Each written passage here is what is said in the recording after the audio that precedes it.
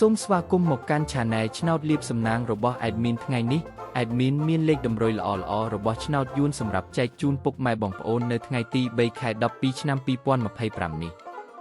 ដូចនេះ Admin មិនចង់ឲ្យចំណាយពេលវេលារបស់ពុកម៉ែបងប្អូនយូរតោះយើងមកតាមដានលេខតម្រុយរបស់យើងទាំងអស់គ្នា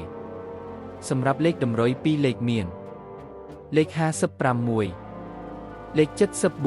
74សម្រាប់លេខតម្រុយអូស2លេខមានលេខតម្រុយទី1អូស50និងលេខតម្រុយចុងក្រោយអូស70សម្រាប់លេខតម្រុយ3លេខមាន155គុណនិង741គុណសម្រាប់លេខតម្រុយថ្ងៃនេះ Admin សូមជូនពរឲ្យពុកម៉ែបងប្អូនជួបតែសំណាងល្អទាំងអស់គ្នាហេងមានលាភមានជ័យ